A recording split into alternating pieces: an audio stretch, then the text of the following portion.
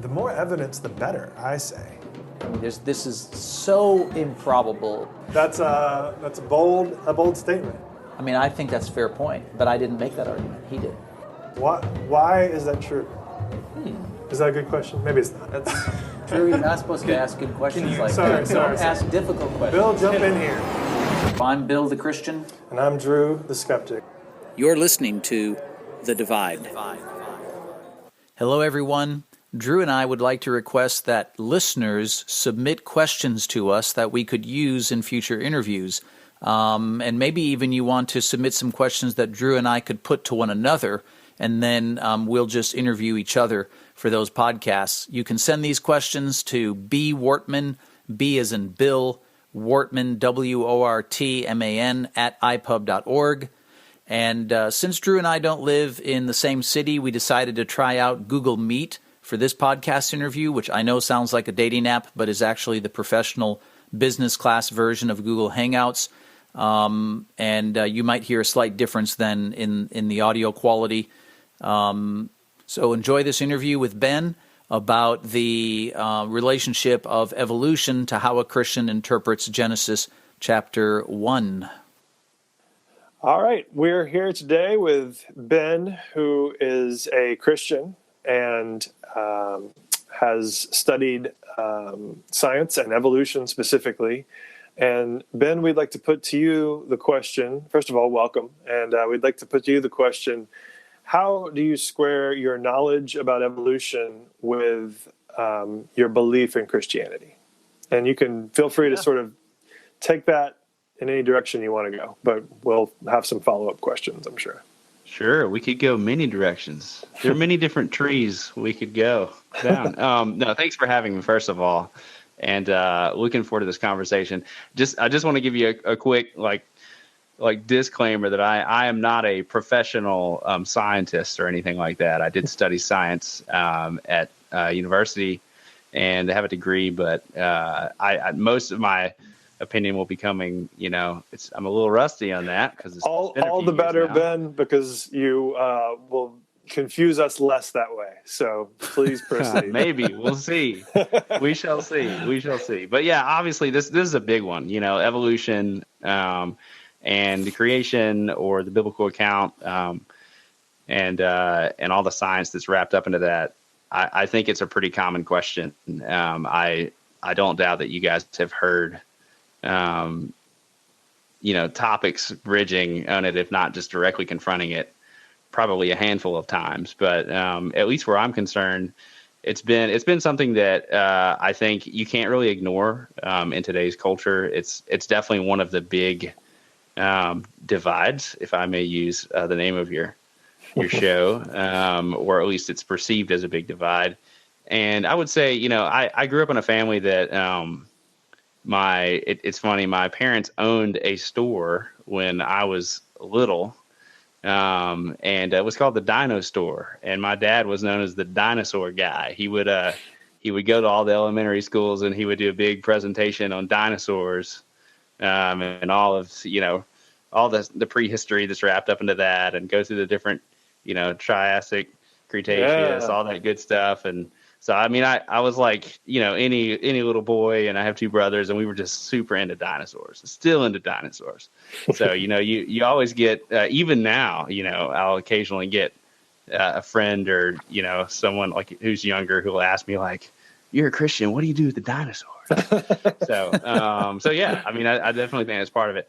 I would say, at least for me, the first place I would start with that is, I guess I would say, evolution is one of those topics it's huge. And you kind of have to define your terms. Like evolution really just means change, first of all. And, change is something that you can perceive on a daily basis. So, it's kind of like saying global warming.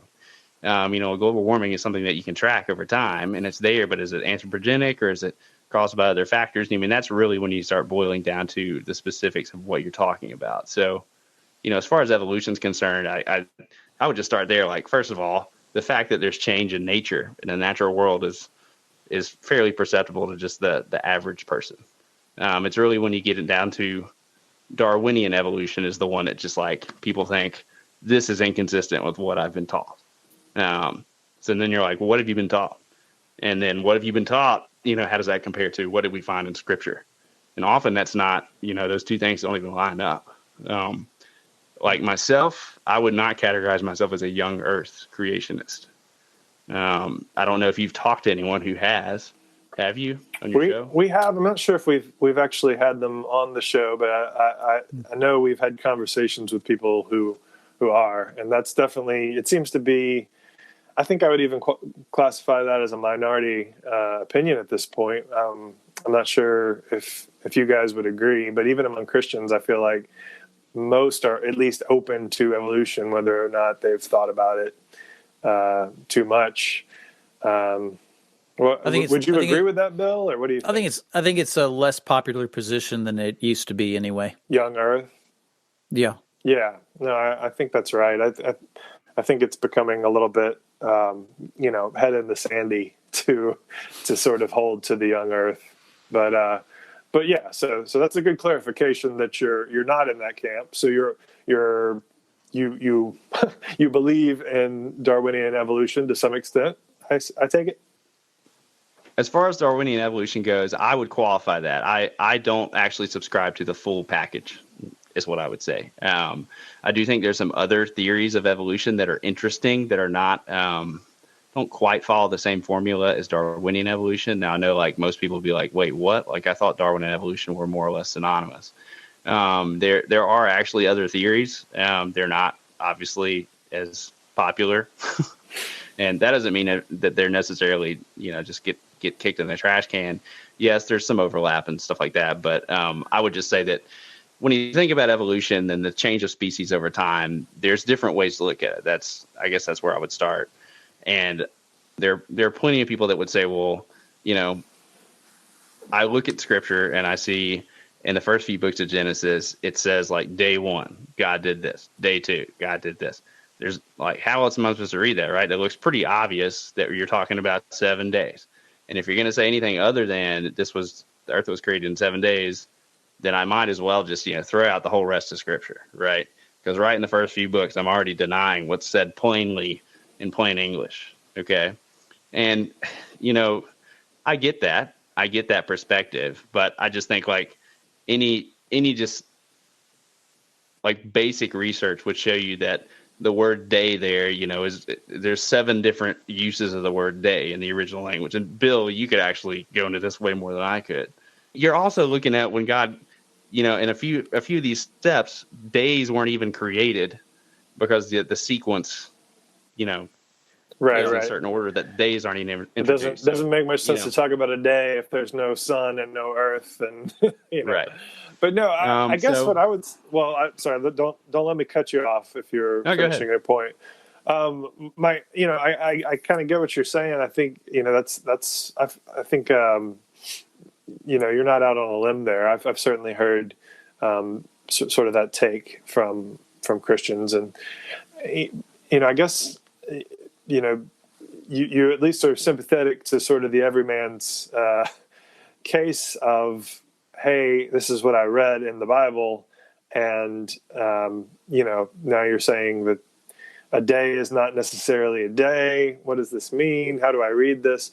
And it doesn't. I wouldn't necessarily say that means you need to throw out the whole book, but it definitely makes it harder to, I guess, know what to take literally and what not to, if you're going to sort of interpret Scripture that way, right? Yeah, I think that's fair. That's a fair criticism. I would certainly accept that. And I don't want to be one of those people that's like, look, you really got to read it in the original Hebrew for it to make sense at all. No, obviously, I don't think that.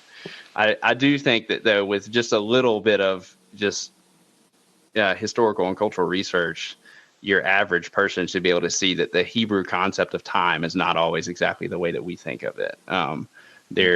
Their understanding of periods of time and days and years and genealogies and stuff is treated a little bit different than we would currently in Western culture. So, do you think, that. Ben, then that as a Christian, do you feel like there is a kind of obvious tension between Genesis to a person who reads it and even reads it seriously, tries to read it carefully, and so on, with the standard sort of Darwinian evolutionary story? Am I right that you see some tension there, and that kind of maybe makes you reconsider whether you're reading Genesis correctly or whether Darwinian evolution is right? Or do you feel like, no, those could, they could both be read sort of in very plain, straightforward ways, and they would be compatible? I think there's a possibility for compatibility there, but I do think, to answer your first question, that yes, there is an obvious tension. And I really think the obvious tension comes between, if you're really going to lock down a Darwinian evolution, the whole idea is that it is guideless. There is no agency behind it. It's not aiming for anything. It's purely accident. It's just random chance and genetic mutation. There can be no agent pushing it along. There's no aim that it's going for. And as soon as you introduce that, that would not be something that really fits within Darwinian evolution. That you're talking about something slightly different. So I think that's for as soon as you introduce a purpose or a will that's guiding things. That's where you see it dividing from, a sort of, traditional Darwinian interpretation of evolution and what that means. Right. I mean, you also have, and maybe you, Bill, I'd be curious to hear if that's, what you think is the key point of tension or not, and you as well, Drew. But for me, I think that's the key differentiator. Now that, again, like I said, I don't necessarily think that rules out. I don't think that makes them necessarily mutually exclusive, but I think that's a huge source of tension. And I think to deny that you would be ignoring something pretty big. Well, I guess I kind of feel like, it's not only the sort of the tension that we're talking about between sort of, a basic reading or a surface level reading of Genesis and any kind of evolution, even just any theory that incorporates natural selection and just the sort of the basics there. I think that's obviously a tension. But to me, it goes further, and it goes to, well, what is this even supposed to mean when you're looking at the Bible's account of things? Is it just symbolic? Is it is this an actual sequence of events? Like, what's going on here, and why does it matter? Why do we is it the same as like an Aesop's fable of there are some moral guidelines in it that we need to try to draw out, or is it actually sort of scientifically useful in some way? Yeah, no, that's a great question, I think, because that really gets back to the text. Like, if you're going to say that there's some things that maybe don't quite read as they first appear on just first glance, then what's actually going on here?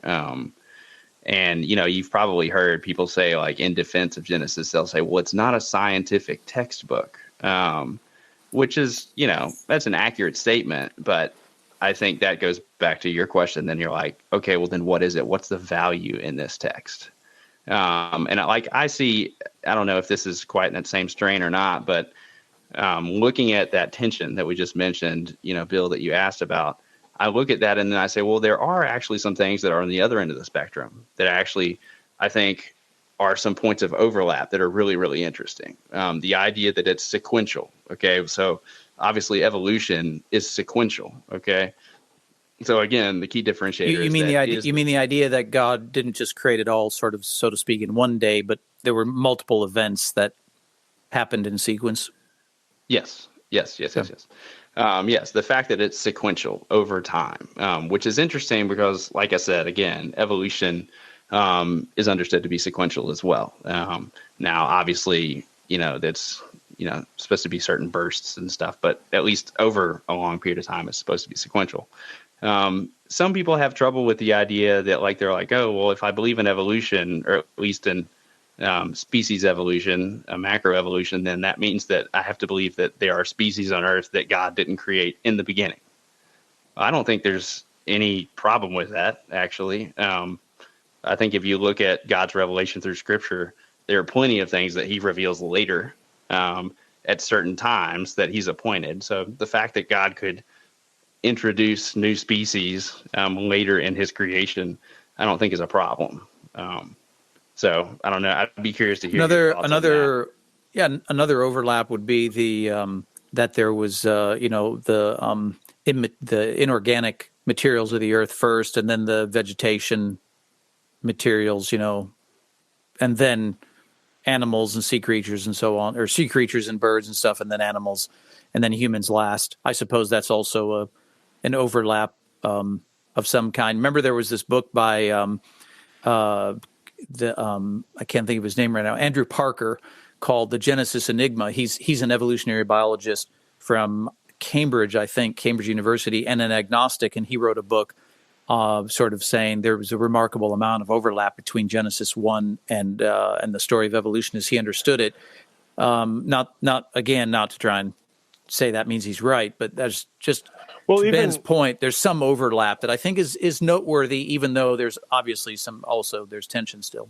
So I'd like to sort of push on that for a minute and just, because kind of going back to my question of what is it there for? What is the creation account in the Bible supposed to do? Are we supposed to read it as history? When someone like that comes along and tries to say, well, it does line up in these ways, and we can sort of read it this way and take this from it. To me, it sort of seems like reverse engineering. It's like, well, but we didn't have evolution when we were first reading the Bible 2,000 years ago or 4,000 years ago when the Hebrews first had it or whatever. They were reading these texts, and what were they supposed to get out of them? And what are we supposed to get out of them now? And is it the same? Is it different? To me, that's, and just cards on the table. When I read the Genesis account, I find it rather worthless. I'm not trying to be offensive when I say that. I'm just literally, I will read it and I will say, well, this, even if there are things in here that are directionally right, it's not exactly perfect. I mean, I don't know if the birds came after the, fish or the mammals came after, I'm not exactly sure this is the way it all went down, and I just start hearing it ain't necessarily so going in my head. And then I'm just like, what is this that we're reading? Well, before Ben gives his take on that, I just want to reiterate about the Andrew Parker. Why I brought him up, Drew, was because Parker's an agnostic. He's not sort of reverse engineering. That was my point in there, is that he was simply noting really interesting parallels between the two accounts, Genesis, and what he understands evolution to be, and that's all I was pointing out. He's obviously not feeling pressured to try and match Genesis to anything, since he's an agnostic. But Ben, what were you going to say in answer to him about sort of what you see Genesis being, for most of history since it was written? Oh, man. Well, I think that's a fabulous question. And yeah, if we just let's move evolution over here for a second, set it aside, jump into like Genesis here. I do think, like, first of all, and I may be totally unconvincing to you, Drew, I don't know. But first of all, I think that like the key, like, kind of thrust of Genesis is the fact that God is the one that engineered it all. The fact that God is the author. Okay. So that obviously is a pretty significant point to the writing of the book, that God is the one that's behind it all. Okay. And the second key idea, I think, is that it is sequential. That each phrase is about how God created these things and set up a purpose for them. It's interesting because it talks about like how he set kind of a divide, again, using that word, but it's interesting because he sets up particular areas and uses for these things that he created. So it's not that he just creates a bunch of stuff and says, figure out what you're supposed to do. He says, like, I created these and I put them in this place and I divided this from this and I put this here. It's very, it's kind of like you're building a Lego set and you're looking at these instructions and there's a purpose behind it. It's not just you just dump out a bunch of blocks and you just cobble them together and just make a massive goo. It's supposed to be something that's a lot more structured. So that I think is a pretty key idea as well. That there's something structured and ultimately purposeful behind every creation. Ultimately, man, and that man has a particular purpose. So, I mean, that's where I would start in those first two chapters. Obviously, you can go past the other chapters and you get to like some serious family dysfunction, like the Skywalkers. And you could just do you mind if I add one thing? Oh yeah.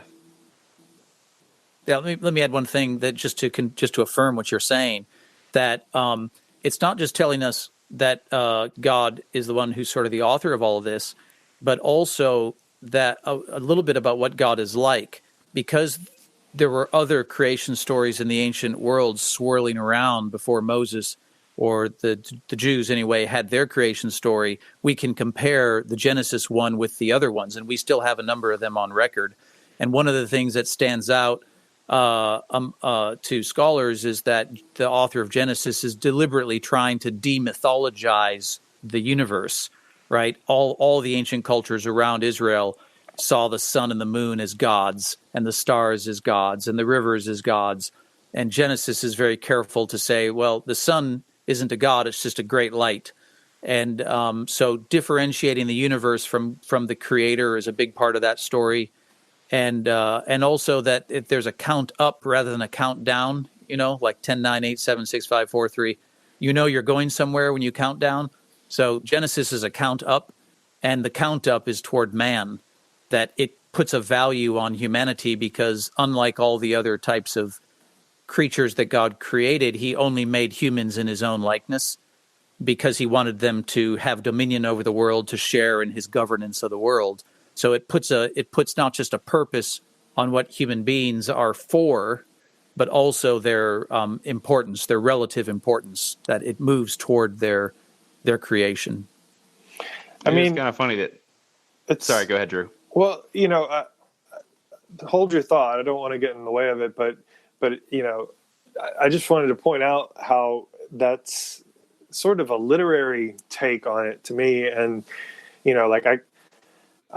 I'm not saying that they're, my way, that I would have a better way to interpret it, but I have some questions about that interpretation, and I feel like you could just make something up and say, well, actually, what he was saying is not that man was the culmination, but that he created it in order, and the fish were the most important, and then the birds of the air were subsequent to them, and then you have so man should worship the birds of the air and the fish of the sea, and you can just make you can just kind of come up with stuff like that, and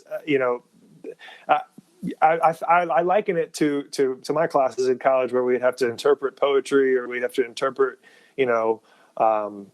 passages from literature that were said to be symbolic of this or that. And sometimes, it's pretty clear that's what the author is doing. And sometimes it's just, it read in a certain way, you can see it to mean this, read in another way, you can read it to mean that. And that's, I get that a lot from the Bible. And so,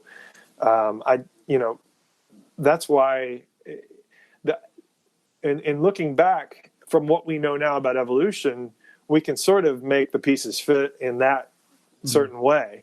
But I don't think, looking at it 1,000 years ago, anybody would have even dreamt of evolution. I just don't think it, I don't think it even harkens to evolution. I think it's just or really anything in what we know of history. It's just. Yeah, I first of all, I completely agree that, if I may interject here, Ben, unless you have something you want to say right away, but I agree with Drew for sure that people weren't thinking that this story told like an evolutionary tale over millions of years in the ancient world. No, certainly not.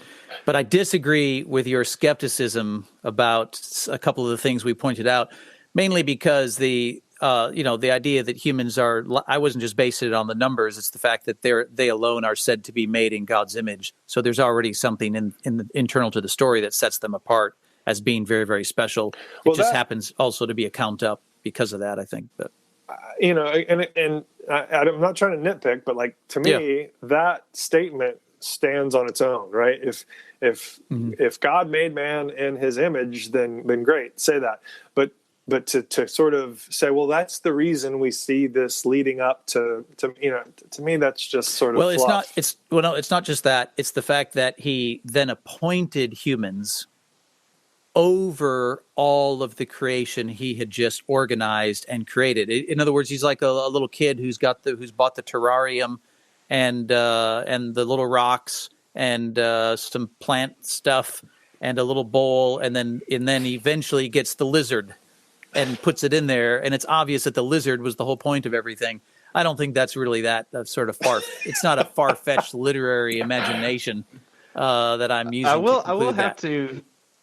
I mean, and maybe I'm doing the predictable thing here, for which I apologize, but I will have to agree with Bill on this one. I do think it's shocked. I don't think that's actually reading a lot into the first few books of Genesis, because I do think it's pretty clear that man is the pinnacle of God's creation.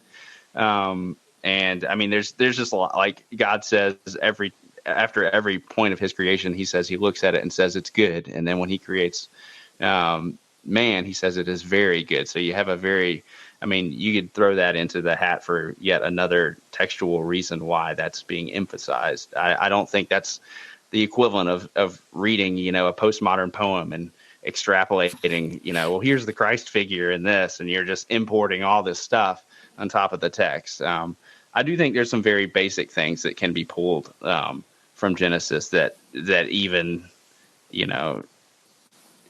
your most basic reading would at least acknowledge. And again, you may see no value in it for your life. You may say, well, that's, whoop-de-doo. That doesn't give me any particular value. I think maybe the translation to how do you apply that to your life is maybe a little bit different, but at least as to what the author intended, I think you could at least make that claim.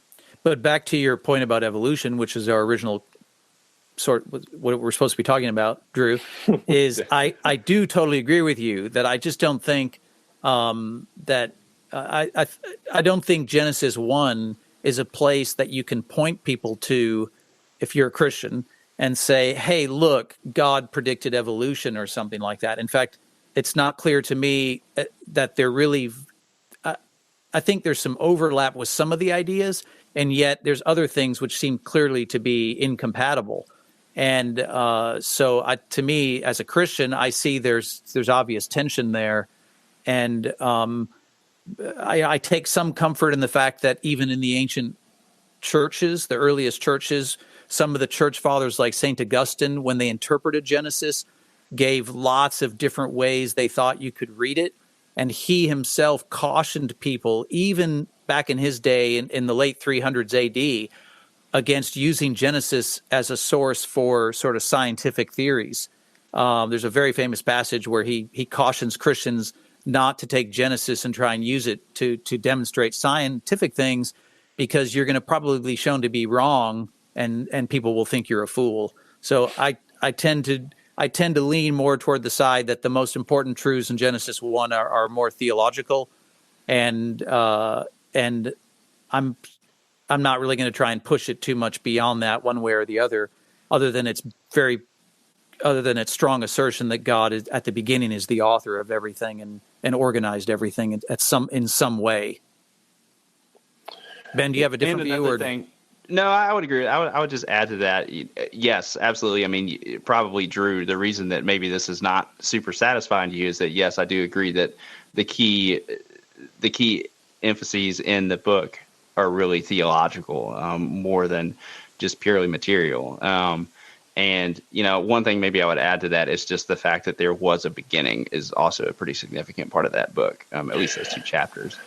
Well, I think I don't want to get too far afield from the topic at hand, but I think this brings up a pretty interesting point to me, at least, and that is, maybe we should discuss, maybe Christians should do a better job of, understanding amongst themselves what the limits of the Bible are. Like, does the Bible say anything about evolution? Maybe not, but I think that would have surprised people if you told them, let's say 500 years ago, let's say before evolution, ever came along, you're, Martin Luther, and you're reading the Bible, and you're saying, well, I think the Bible tells me a lot about the way the world was created, and the way God did things, not just in a sort of a symbolic way, not even just a sequential way, but I think it's actually telling me things, not just about the purpose, not just about his place for man and his creation, but like actual like history and just an understanding of the world that he created. I think most people would say now, today, 500 years later, that the Bible does give some kind of idea about the world and what we can expect to see, and what we should expect science to be able to do and not to do. And it just kind of sounds like you guys are just kind of punting on that when it comes to Genesis and saying, well, it doesn't actually address the same things that evolution would address. What Genesis is getting at is that God created the world. The world had a beginning, and it was because of God, and he had a purpose, and man was the culmination of that purpose. And it's like, okay, well, where does it get to? I thought it was a creation account. Is that just wrong? Is it just? I mean, is that just? Are we not supposed to take any of the facts at face value? Well, there's some reason to be a little bit more guarded. I mean, like with any part of Scripture, right? You're having, just like if you're reading a psalm and you read the psalmist's account of the Exodus story where Israel goes through the Red Sea, the psalmist is clearly writing about it in terms that are a little bit different from the way, say, the account reads in Moses. It's a lot more poetic and imaginative and so on. But it's still describing the scene that in Exodus is recounted in more blunt historical terms. If you're talking about Genesis 1, you're in sort of like an in-between land, because the language of Genesis, they say, is semi-poetic. I mean, obviously I read some Hebrew, so I can speak for it. And indeed, there's a certain sort of poetic quality to Genesis 1. It's not like that in, say, Genesis 15 when you're being told about Abraham, but it is like that in Genesis 1. Even Genesis 2 isn't quite the same as Genesis 1. So I sort of think we're okay. We're sort of on safe ground as Christians to say there's something a little different about the way the creation account reads in Genesis 1, where I'm not sure it's meant to all be read exactly the same way, say, the Gospel of Matthew chapter 15 is read, because its very qualities are a little different in the way it tells its story and the kind of language it uses. And it's obviously very remote from the perspective of the author anyways. It's deep history. It's not like the author is claiming anybody has witnessed this. So I'm sort of flexible on the spectrum that you could possibly read it. There's some Christians who don't think any part of Genesis 1 is, so to speak, historical or like they're factual events. And those people have a very high view of the Bible otherwise. They just think Genesis 1 is basically a poem about sort of the theology of creation rather than actual specific events. If I could jump in here, jump in here and respond to Drew? I do first want to say, if you think that we're, or at least I am, punting on the meaningfulness of Genesis and the here and now and how we live and the nature of the world, then I feel like I must not have done something. No. Not on the meaningfulness, on its relationship to physical reality. Sure. Well, I do think like not just theology, but the actual science.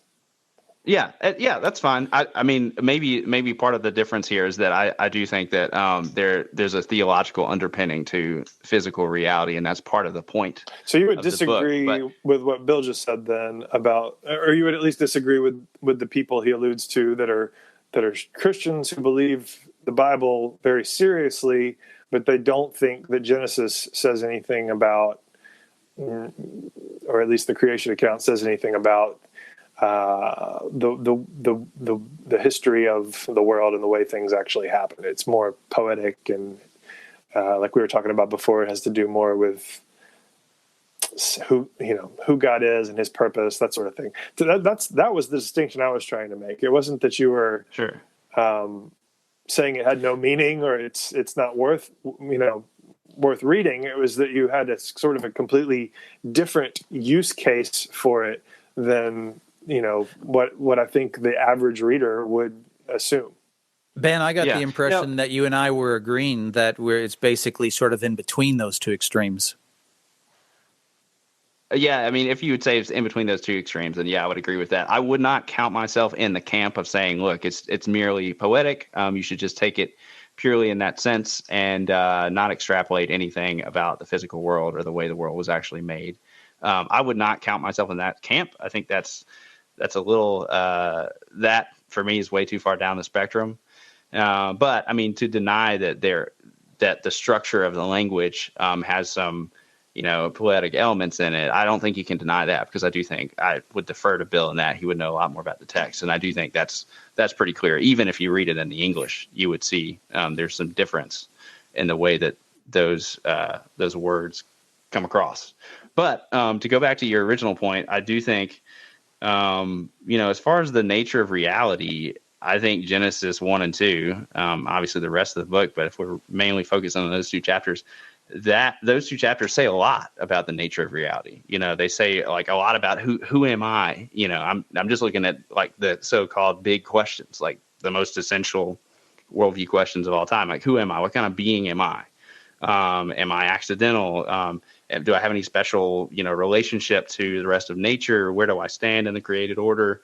Is there a created order? Where am I? Am I in an orderly universe, or I'm in a chaotic universe? Do things happen by pure randomness, or is there something guiding them? Why am I here? Is there a purpose behind, my being here? Is there something that I should pursue? How should I live? I feel like those all actually flow out of those first few chapters. I mean, I guess I do think it sounds a little far-fetched to say, to say that the logical reading or even the correct poetic reading of those first chapters is to set the tone for the way you should read the rest of the Bible, or even just to have an idea about where we come from, and it's not even clear in that to me. Like if it's trying to say, okay, look, God made you, you're not from nowhere. He has a purpose for your life. First of all, my two sentences there make that more clear than the two chapters. So there's a lot of extra extraneous stuff in those two chapters. But then also I have a lot of other questions that aren't addressed, right? There's, okay, well, so what's the purpose of what do you want me to, is it important that I read this, and I'm trying to decide what point of history I want to tackle this question in, but what is the specific purpose for me? Where do I need to be? Sort of. If that is if it's sort of like the handbook idea, this is what this is God's kind of message to us. It's weird to read it as an account of events that happened. And I think if you're coming from the lens of modern people who believe in some kind of evolutionary arc, then it isn't compatible. It's just well. I come Let me say that I think this is a pretty good place to probably to look at the divide here. No surprise that Genesis might sort of be a volcanic eruption of all sorts of big ideas. We could go in so many different directions, so no surprise about that. But I think Ben and I probably predictably come down on the side that Genesis gives a fairly clear sort of theological message about humanity and its relation to God and to creation, and probably we would see this as being something which Christians through most of history have had remarkable unity about, sort of the theological truths that come out of Genesis and how important they are. They teach their kids Bible lessons out of Genesis 1 and so on.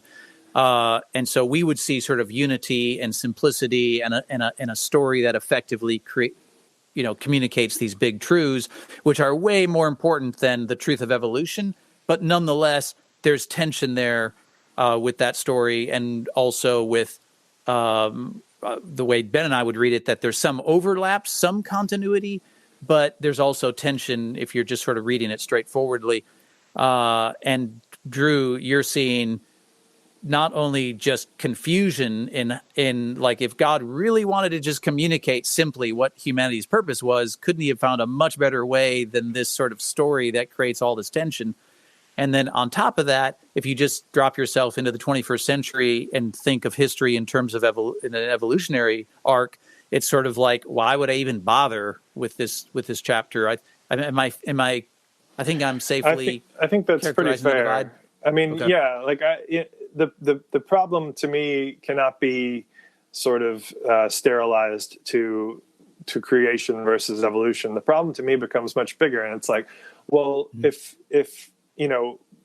I can't even just look at it just from the 21st century me. Like, I go back to the Middle Ages before Galileo, when they were saying, you can't say that the Earth revolves around the sun. That's heresy, and then now we're okay with that. But then, evolution comes along, and it's just like all of these things. It's to me, and I've said this before, maybe not on the podcast, but to me, the Bible is either way too long or it's way too short.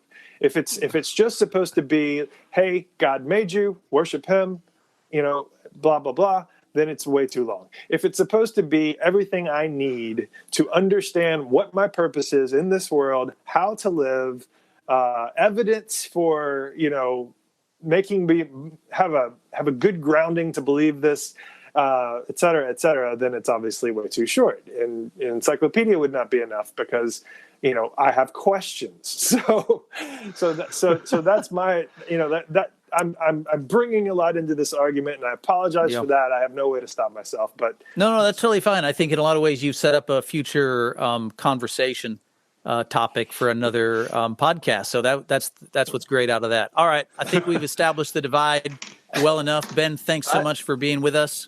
And I'm Bill the Christian. And I'm Drew the Skeptic. Thanks for listening. The Divide is produced by Alan and Ben Hawbrooks and edited by John Workman. Dalton Reed handles IT. Join us for further discussion on this topic at our subreddit, TheDividebyiPUB. To learn more about other episodes and who we are, check out ipub.org/thedivide. See you next time on The Divide.